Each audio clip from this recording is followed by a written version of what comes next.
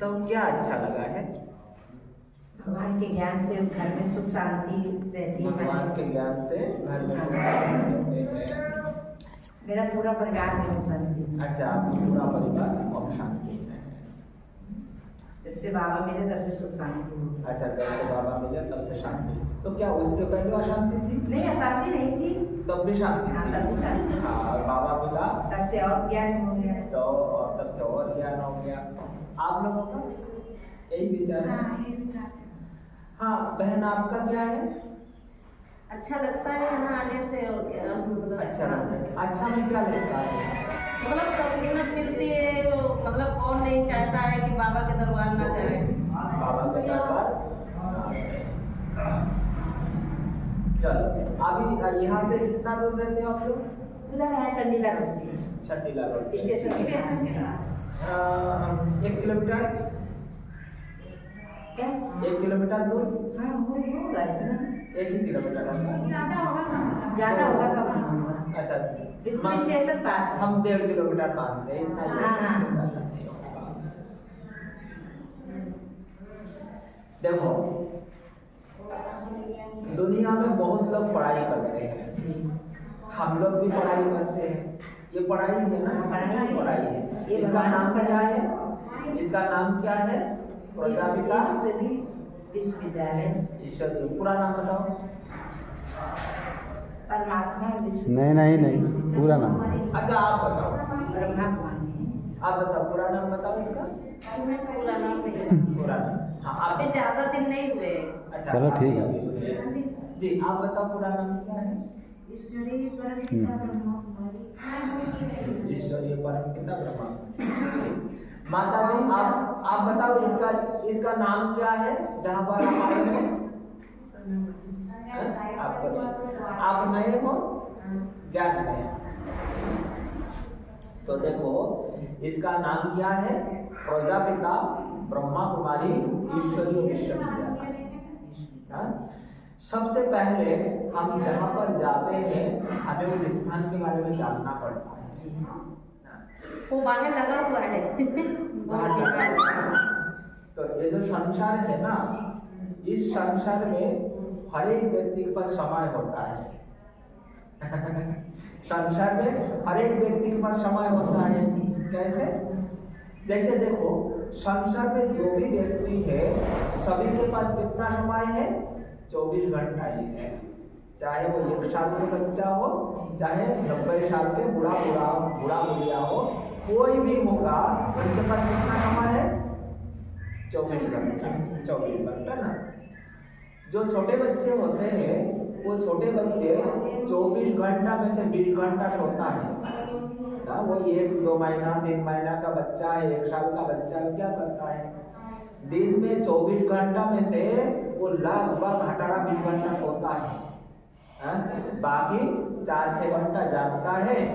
बस दूध पीना है और किसी के चेहरे देख के पहचानना है, यही काम लेता है ना, क्योंकि वो हमें जानता तो है नहीं।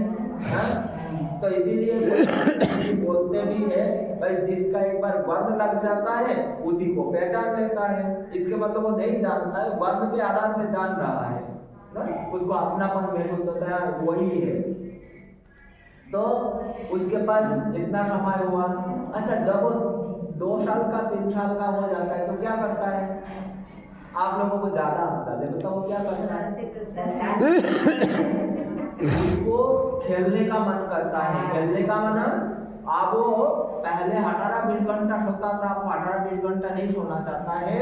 अभी वो चाहता है कि जैसे 1 से लेके वो 3 साल तक, ये जो बीच में जो थोड़ा सा समय है ना, तो एक तो वो 1 साल से जो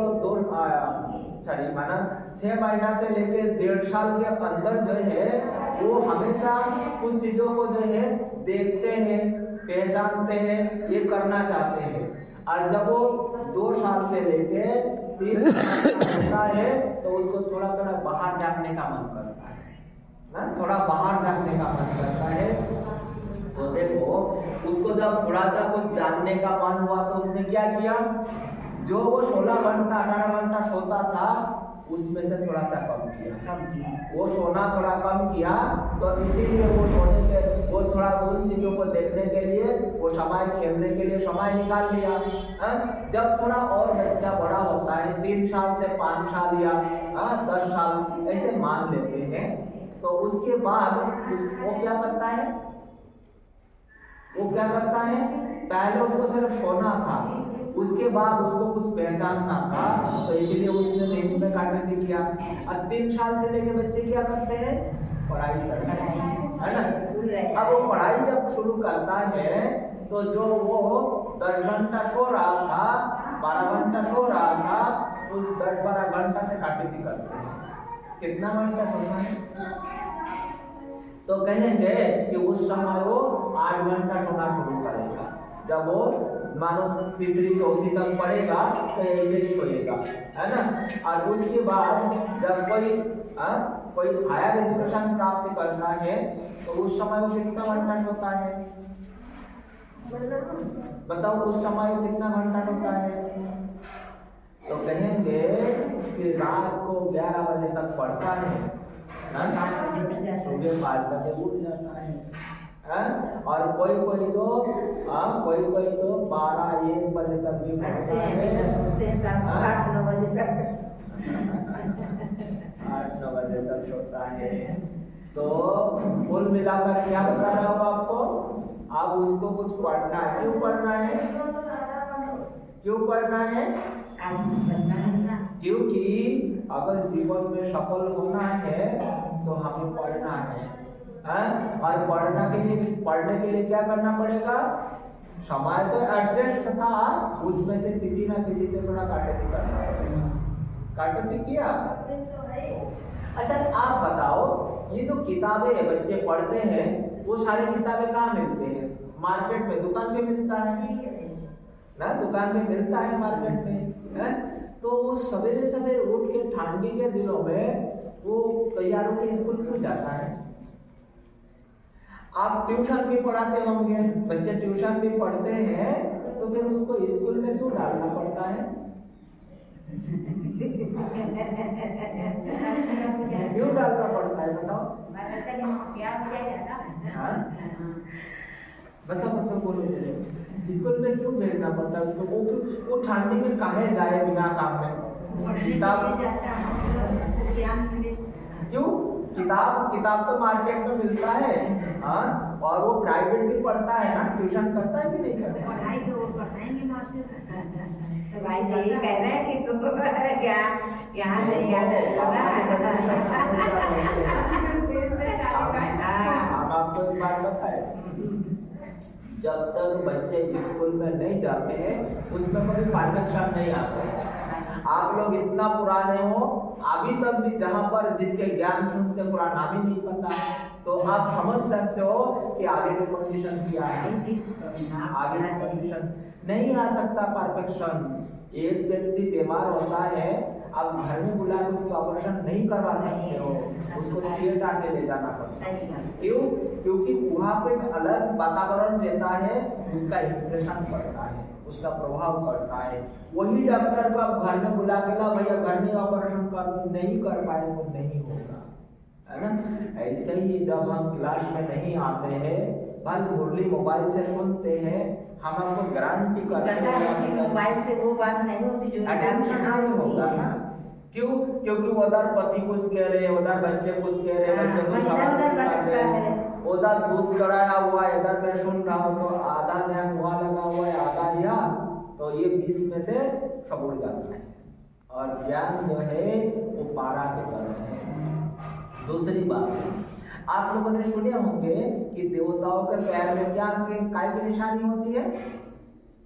पद्म के चिन्ह होते हैं ना। नारायण के पैर में क्या था? पद्म का चिन्ह। अच्छा बताओ, किसी के पैर में ये कोई पद्म बना वही फूल होगा, कैसे निशान होगा? हो सकता है? तो फिर क्या है? ये पद्म जो है ये भाग्य की निशानी है। अर्थात जो देवी देवता है ना, उन्होंने पद्मों पे भाग्य जमा किया था। कैसे जमा किया था? पैर में काहे दिखाया, हाथ में दिखाना था। अब यहाँ पर भी लोग भाग्य यहाँ देखते या हाथ में देखते, पर उनके पैर में क्यों था? पता है? क्योंकि उन्होंने भगवान के लिए कदम चला था। तो ये जो हम जो भगवान के लिए चल के आते हैं ना, हर कदम में कदमों के भाग्य जमा होता है। आप बिल्कुल रोज ज्ञान सुनो, अच्छी तरह से सुनो, लेकिन चल के आने का जो भाग्य है वो तो आपका माइनस हो जाएगा। क्यों? क्योंकि हम जब बाबा के लिए चल के आते हैं तो दो लोग हमें देख के बात करते हैं। दो लोग हमें देख के बात करते, क्या बात करेंगे? दो तरह की बात करेंगे। एक तो बोलेंगे देखो ये लोग फालतू है, तो कोई खाना खा के काम ही नहीं है, जब देखो तो ये ब्रह्मा कुमारियाँ भागते रहते हैं, वही के भागते रहते हैं, एक ये बोलेंगे ना। दूसरा ये कहेंगे कि देखो ये ओम शांति में जाते हैं, तो अगर मेरे चाल चलन ठीक है तो दूसरों को अंदर से प्रेरणा होता है कि पता नहीं ये इतना खुश क्यों रहते हैं, इनके चेहरे पे देखो एक अलग रौनक होते हैं, तो वो देख के लिए आते हैं। और बाबा क्या कहते हैं? ये तुम्हारा सेवा है, ये तुम्हारा सेवा है। और भाग्य किसमें है? भाग्य किसमें है? सेवा में। बिना सेवा के संसार में कोई भाग्य नहीं मिलता है। अभी जैसे देखो आप लोग इस क्षेत्र में रहते हो, वो लोग फसल बोते हैं ना, बोते हैं तो पहले खेत की सेवा करना पड़ता है, उसको बुराई करो, हाल करो, खाद डालो, जो भी कुछ करो तो खेत की सेवा ही है। अगर सेवा ना करे, और सिर्फ सेवा करने से नहीं, सेवा के बाद खेत को दान भी करना पड़ता है। दान करना पड़ता है ना? क्या खेत को क्या दान करते हैं? अन्न। जब बीज बोगे तब खेत को बीजों का दान करना पड़ता है। लेकिन जब दान कर रहे थे ना, तो उसको ये पता नहीं था वो खेत रिटर्न करेगा या नहीं करेगा, लेकिन फिर भी जिसने अपना हिम्मत करके वो बीज बोया होगा, वो दान दिया होगा, उसी को कुछ मिला होगा। अगर कोई हिम्मत ही ना कर पाए, अगर कोई हिम्मत ही ना कर पाए, कोई हिम्मत करके कुछ दे ना पाए, तो फिर उनको कुछ मिल भी ना सके, उनको कुछ मिल भी ना सके। तो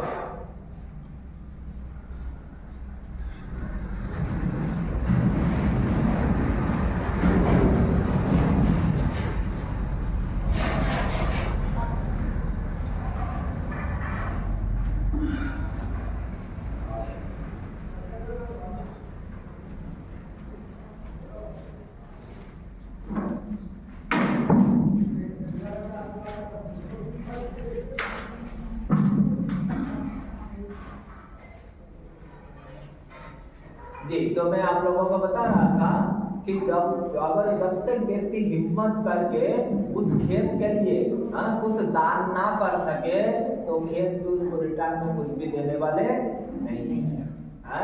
लेकिन ये जो जीवन है, ये जीवन भी क्या है? एक खेती की तरह ही है। जैसे हम वो खेत में उस खेत का ध्यान रखते हैं, तो उससे हमें जो भी कुछ मिलता है, खाने को मिलता है, जीवन यापन करने के लिए मिलता है। तो ये जो संसार है, इस संसार में हम मनुष्य को भी क्या करना पड़ता है? कर्म का खेती करना पड़ता है। हम लोग उस खेत का तो ध्यान रखते हैं, लेकिन मनुष्य अपने कर्म रूपी खेती का ध्यान नहीं रखते हैं। और इस कर्म रूपी खेती में एक ऐसी बात है, जैसे किसी का एक खेत है, अगर कोई व्यक्ति सोचे कि मुझे उसमें कुछ भी नहीं करना है, वो खेत को ऐसे ही रख देते, तो क्या होगा? कुछ नहीं, ये तो नहीं हो सकता, कुछ नहीं होगा ना, उसमें घास फूस उगेगा। और अगर उससे भी लंबा समय तक आपने उसको ऐसे ही छोड़ दिए, तो फिर झाड़ियाँ उगेगा। और नेक्स्ट टाइम जब आप उस खेत में जाओगे, तो आपके ना चाहते भी कांटा कोई ना कोई लग जाएगा, लोग उद्वान होंगे, है ना। यही जीवन का भी सिद्धांत है। अगर आपने जीवन का केयर नहीं किया, ध्यान नहीं रखा, तो आप सोचते हो कि जैसे चल रहा है वैसे चलने दो, तो क्या माना? आपने अपने जीवन रूपी खेत को ऐसे ही छोड़ दिए। और अगर ऐसे छोड़ दिए तो गारंटी उसमें घास फूस उगेंगे, हाँ, और जब घास फूस उगेंगे फिर भी आपने ध्यान नहीं देंगे, सोचेंगे चलो जैसे चल रहा है चलने दो, तो कुछ दिन बाद झाड़ियाँ उगेगा, और जहाँ झाड़ियाँ होते हैं वहाँ या तो मच्छर होएगा या जानवर रहेगा। क्या मतलब हुआ? जो व्यक्ति जीवन का ध्यान नहीं रखता है उनके जीवन में कहीं ना कहीं से बुराई आएगा, और जिस दिन बुराई एक बार प्रवेश कर लेता है उस दिन मनुष्य को उस बुराई का फल खाना ही पड़ता है। क्यों? क्योंकि परमात्मा कहते हैं तो अगर मनुष्य अपने जीवन को अच्छाई की ओर नहीं लगाता है तो वो कहीं ना कोई ऐसे संकट में फंस जाते हैं, अगर खुद गलत काम ना भी करे तो ऐसे संकट में पड़ने के कारण वो संग का रंग लग जाता है और उसी के फल एक दिन खाना पड़ता है।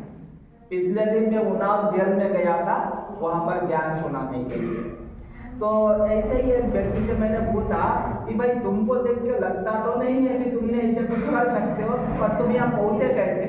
तो कहते हैं कि मैंने कुछ नहीं किया, लेकिन मेरा एक दोस्त है उसने पिछले दिनों रिक्शा चुराया था। तो एक बार वो जेल में गया और वहां से जैसे ही छूटा तो फिर उसने बैंक में से एटीएम तोड़ा और मेरे पास आके बैठ गए, और जब पुलिस आया तो मेरे पास बैठा हुआ देखा तो उसको भी ले आए और मुझे भी ले आए। वो क्यों मरा? वो जेल में क्यों पहुंचा? सिर्फ संगत के कारण। तो इसीलिए परमात्मा बताते कि बच्चे इस संसार में संगत मनुष्य को तरा देते हैं और संगत मनुष्य को डुबा देते हैं। इसीलिए कहा जाता है जैसा संग वैसा रंग। तो संग दो प्रकार से मनुष्य करते, एक होता है स्थूल में, जैसे अभी आप लोग यहाँ पर आए हो तो कहेंगे भाई अभी सत्संग में आए हैं थोड़ा भगवान के संगत कर ले, लेकिन यहाँ पर बैठे भी आप दूसरी संगत कर सकते हो। कैसे? आपके कोई मित्र संबंधी है, आप यहाँ बैठे बैठे उनको याद कर रहे हो, तो यहाँ होते हुए भी जैसे आप यहाँ नहीं हो, आप किसके संगत में हो? आप किसी के संगत में। तो रंग कौन सा लगेगा? बस बैठे यहाँ हो लेकिन रंगत कौन सा आएगा? उसी का आएगा। तो इसीलिए परमात्मा कहते हैं आप कोई भी स्थान में होते हो तो हमेशा प्रेजेंट रहो। ठीक है, आप यहाँ पर आए हो तो यहाँ प्रेजेंट रहो, आप कोई काम में गए हो तो वहाँ प्रेजेंट रहो। लेकिन वर्तमान समय हम लोगों का स्थिति क्या होता है? जहाँ हम स्कूल में होते हैं मानसिक रीति से वहाँ नहीं होते हैं, और जहाँ मानसिक रीति से होते हैं वह स्कूल में नहीं होते। क्यों? क्योंकि कहा भी जाता है इस दुनिया में मनुष्य 75% समय पास्ट में रहते हैं, 10% फ्यूचर में रहते हैं, 5% प्रेजेंट में रहते हैं। तो इसीलिए उसके जीवन में जो रिजल्ट की प्राप्ति वो करता है शायद वो नहीं हो पाता है। तो इसीलिए जितना हम वर्तमान में उपस्थित रहेंगे उतना हमारा श्रेष्ठ भाग्य बन सकता है।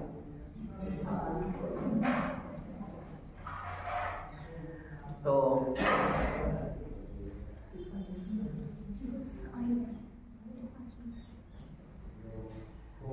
आप लोग भी जो है थोड़ा सा ध्यान दो, क्योंकि ये जो संसार है इस संसार में मनुष्य भाग ही रहे हैं। मैं भी भाग रहा हूँ, आप लोग भी भाग रहे हैं, सर जी भी भाग रहे हैं। कहाँ भाग रहे हैं? हम सब के सामने तीन चीजें हैं, या तो व्यक्ति है, या वस्तु है, या वैभव है। हम उन तीनों चीजों को भागने के लिए दौड़ लगा रहे हैं, लेकिन हम सब एक बात भूल जाते हैं कि हमारे पीछे भी कोई लगे हुए हैं। आप लोगों के पीछे कौन लगे हैं? सर जी आप लोगों के पीछे कोई लगे हैं क्या? लगे हैं। वो काल, मृत्यु रूपी काल हम सब के पीछे उतना ही तेजी से दौड़ रहे हैं। हम उसको पकड़ने की कोशिश कर रहे हैं, वो हमें पकड़ने की कोशिश कर रहे हैं। हम अभी बीच में हैं, और कोई बात में ऐसे होते हैं कि बस हम पकड़ने ही वाले थे और इधर से वो यहाँ कलर पकड़ लेता है और पीछे से खींच के ले जाते हैं। मैं परसों जैसे कोई जगह पर गया था, अचानक हमको मालूम पड़ा कि एक व्यक्ति गुजर गए हैं, और वो जो व्यक्ति था अभी उसके थोड़े ही दिन पहले वो बहुत अपना रुतबा दिखा रहे थे, मैं ये हूँ वो हूँ, और उसके बाद क्या हुआ? खूब शराब पिया, और शराब पी के कोई चल रहे थे, ठोकर लग गया, गिर गया, कल्याण हो गया। बताओ ये जो रुतबा उसने दिखाया वो क्या काम आया? कुछ काम नहीं आया। तो कहा भी जाता है अंतमति शोक। अब व्यक्ति ऐसी स्थिति में गिरा है, इस तरह से मरा है, अब बताओ उनका गति क्या होगा? तो वो जो जीवन में जब था उसने तो शराब पी के खूब आनंद लिया, अब उसको शराब के चस्का तो रहेगा। वो आत्मा जहां भी गई होंगी तो उसके वो चाहना तो रहे होंगे, तो अब तो मिलेगा नहीं, तो क्या करेंगे? तो आप लोगों ने सुने होंगे ना कि कोई बार कोई पित्तर आते हैं या कोई भूत आते हैं और आके क्या कहते हैं, मुझे खिलाओ मुझे पिलाओ। सुने होंगे शायद, खिलाओ और पिलाओ। कौन आत्मा है? ये जो अतिरिक्त आत्मा गई है, तो अपना चाहना के पूर्ति कैसे करेंगे? तो वो किसी ना किसी के शरीर में आएंगे, आके उनको तंग करेंगे और फिर मांग करेंगे कि लाओ मुझे ये खिलाओ, अरे मुझे पिलाओ। तो देखो पहले उसने जीवन में पाप कर रखा है और अभी शरीर नहीं है, फिर भी जाके क्या करेंगे? फिर पाप कर्म कमाएंगे। अब बताओ फिर उनका पुनर्जन्म कैसे होगा? उनका सद्गति होगा या दुर्गति होगा? तो यही मनुष्य का फल है। इसीलिए परम पिता परमात्मा ने कहते कि बच्चे जन्म जन्मांतर तक तुम अपने जीवन को अपने रीति से जिए हो, अपने रीति से चले हो। ये अंतिम जन्म, ये जो थोड़ा सा समय है, मैं आया हूँ इस सृष्टि को परिवर्तन करके फिर से देवी सृष्टि बनाने के लिए। इसीलिए इस अंतिम जन्म में, अर्थात अंतिम जन्म आप ना भी समझो, लेकिन इस जन्म के जो थोड़ा सा समय बचा हुआ है, अगर थोड़ा सा समय में मेरा ध्यान कर लोगे तो तुम्हारा जन्म जन्मांतर के भाग्य अच्छा हो सकता है। एक व्यक्ति खेत में फसल बोते हैं, अगर 10 क्विंटल फसल होते हैं, वो 2 क्विंटल खा जाए, सिर्फ 1 क्विंटल फिर से बो देना, अगली बार उसको 10 क्विंटल मिल सकता है। लेकिन लालच के मारे वो 1 क्विंटल भी अगर खा जाए तो अगली बार फिर मजदूरी करना पड़ेगा। तो मजदूरी करना पड़ेगा, अर्थात किसी ना किसी रीति से कमाना पड़ेगा और कामा को 1 क्विंटल खरीदना पड़ेगा, तब जाके 1-6 महीना इंतजार करने के बाद फसल मिल सकता है। यही जीवन का भी सिद्धांत है कि पिछले जन्म में हमने जो भी कुछ कर्म किए हैं उसके आधार से परमात्मा ने अभी हमें वो चीजें जो कुछ मिल रहा है, कम से कम सिर के ऊपर साथ है, खाने के लिए कुछ अनाज पानी है, पहनने के लिए कपड़ा है, ये भगवान ने दिए हैं। अगर इस जन्म में हम फिर से कुछ आगे के लिए नहीं करेंगे तो अगले जन्म में ये सारी चीजें मेरे पास रहेगा नहीं। तो इसीलिए भगवान कहते हैं कि बच्चे आपने जीवन में से थोड़ा सा समय निकाल के मेरा भी ध्यान कर लो। क्यों? क्योंकि जैसे मान लीजिए किसी का एक बच्चा है और बाप को बहुत मानते भी है, लेकिन पापा ने एक दिन कहा कि बेटा तुम फलाना गांव में जाओ और थोड़ा सा सामान लेके आओ फलाना के घर से। तो वो गए थे तो सामान लेने, लेकिन जिस घर में गए उन्होंने कहा कि बेटा तुम इतना दूर से चल के आए हो तो एक काम करो, अभी दोपहर हो गया है, थोड़ा रेस्ट कर लो, तुम शाम को चले जाना। तो उसको भी लगा बात तो सही कह रहे हैं, दोपहर हो गए हैं तो चलो खाना पीना खा लेते, थोड़ा आराम कर लेते। और वो लेट गए, थका हुआ था, तो वो शाम हो गया। जब शाम हो गया वो आने के लिए तैयार हुए तो अगले घर वालों ने कहा बच्चे शाम हो गए हैं, तुम सुबह चला जाना। तो उसने सोचा ठीक है भाई पैदल जाऊंगा इतना दूर, उससे बोले सवेरे ही चला शाम सुबह ही चला जाऊंगा। और वो सो जाता है। जब सवेरे उठता है, उठ के आने के लिए तैयार होते हैं तो वो लोग कहते हैं कि ऐसा है देखो तुम आते तो नहीं हो, इतना दिन बाद आए हो, तो चलो आज तुम्हारे लिए कुछ अच्छा बना लेता हूँ। तो ये इसको भी लगता है कि बात तो सही कह रहे हैं कि भाई आता तो हूँ नहीं, तो आया हूँ तो कुछ बना रहे तो खा ही लेते हैं। और सोचा खा के चला जाऊंगा, लेकिन खाते खाते फिर वही दोपहर हो गया। अब फिर वही बात आ गया कि भाई थोड़ा आराम कर लो, तुम शाम को चले जाना। और ऐसे करते करते वो धीरे धीरे जो पापा ने जो कहा था बेटा जा सामान लेके आ, वो ढीला पड़ने लगा। और उसी घर में एक लड़की थी, उस लड़की उसको जब भी खिलाते पिलाते थे तो धीरे धीरे उसके मन लगने लगा और धीरे धीरे पापा के बाद भूलने लगा। और एक दिन क्या हुआ, उसी से शादी करके उसी गांव में बैठ गया। हाँ? अच्छा, पापा के बाद कहा गया, भूल गए। यही सब हम सबके कहानी है कि भगवान ने हम सबको इस दुनिया में भेजे थे। हाँ? तो कुछ बातें भगवान ने हमें बता के भेजे थे, कुछ करने के लिए भेजे थे। लेकिन जिस घर में हम लोग आए हैं ना, कब जब इतने से थे, जिस घर में आए थे,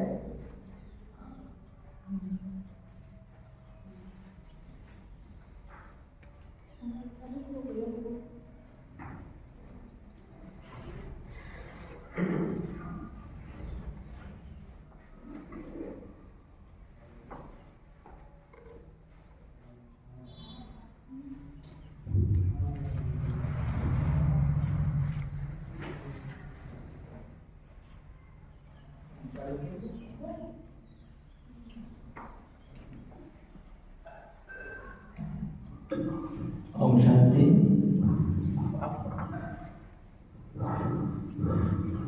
हेलो, ओम शांति। ओम शांति। अभी सबसे पहले हमारे बैठने आकर के हमारे नगर पंचायत अध्यक्ष रियाज जी का और मधुर मिश्रा जी का, सन कुमार जी का स्वागत करेंगे। बैच लगा करके सभी सेंटर की बहनें आकर के अतिथियों का स्वागत करें।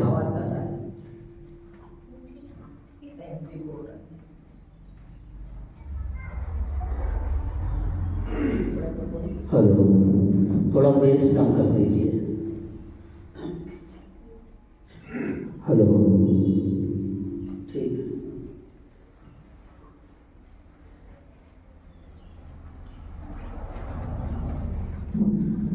यहाँ की जो इंचार्ज हैं रुचि दीदी जी, उनसे निवेदन है कि अतिथियों का स्वागत करें।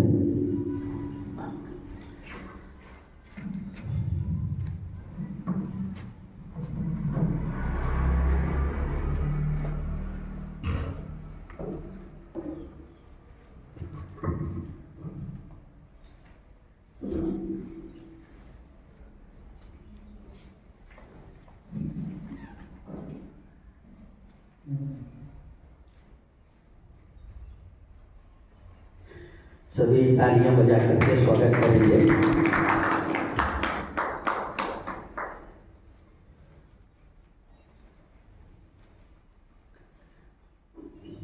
ये बड़ा शुभ मुहूर्त का समय है। हम सब लोग ये प्रजापिता ब्रह्मा कुमारी ईश्वरी विश्वविद्यालय आज करीब 140 देशों में ये शिवरात्रि के महापर्व को हम सब बहुत धूमधाम से मनाते हैं। करीब 140 देशों में इसकी शाखाएं हैं और ये प्रजापिता ब्रह्मा कुमारी ईश्वरी विश्वविद्यालय समाज में नैतिक मूल्यों की स्थापना, दैवी गुणों की स्थापना कैसे हो, इसके लिए ये संस्था प्रयासरत है। आज जैसा कि आप सभी देखते हैं कि हमारे समाज में विजय भाई जो शिवराजपुर से आए हैं, इनका भी स्वागत करें और तालियां बजा करके स्वागत करें आप सब।